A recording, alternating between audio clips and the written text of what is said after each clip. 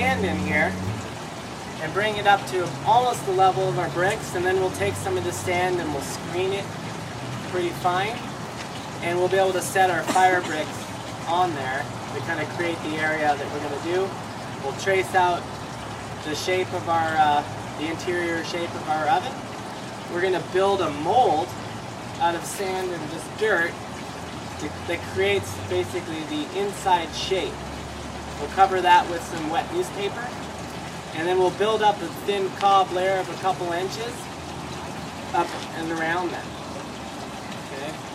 So that first cob layer is going to be a very high thermal mass, right? Because that's what we want to heat up.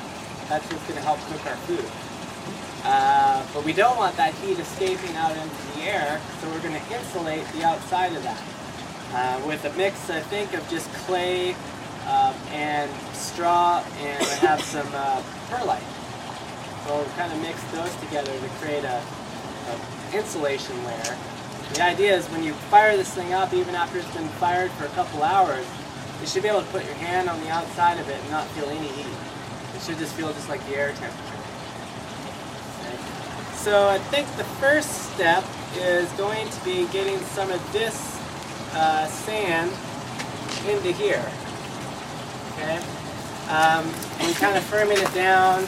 Some of these big chunks we'll take out, and then we're going to have to screen some first through here, and then we'll get a piece of window screen, and we'll lay down the window screen on top of that, and we'll get like a fine, just half-inch layer of screen sand, which we'll then use to set our bricks on.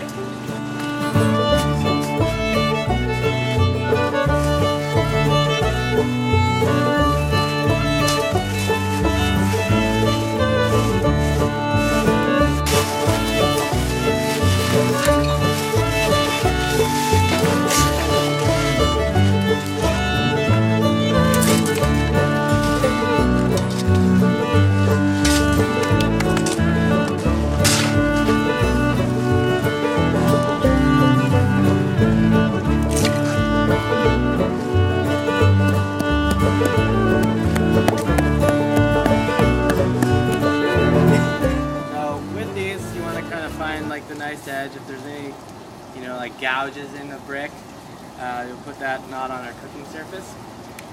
These are fire bricks, and so they're designed to actually be used in like wood stoves in any area that you have a high temperature fire, which inside of our oven here we're going to be getting over 800 degrees.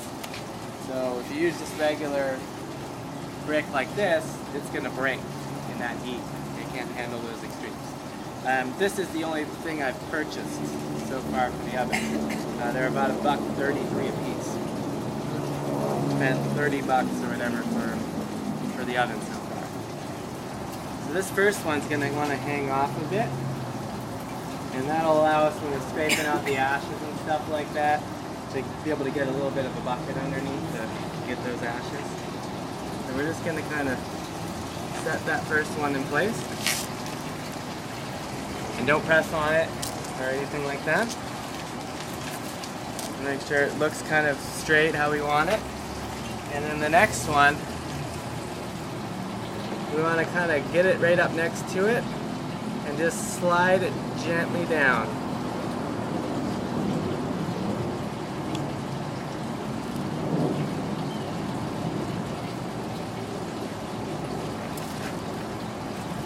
And the next. Okay.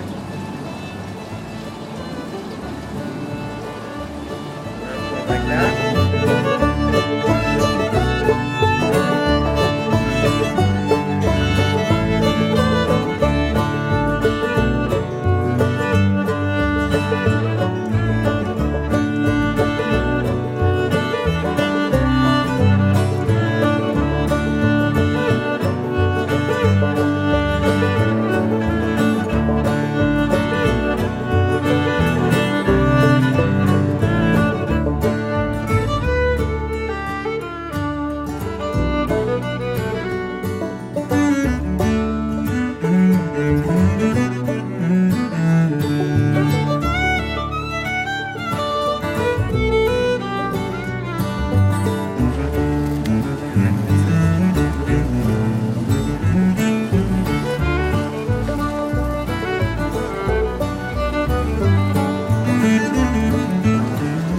sand form will be kind of built in right over this thing.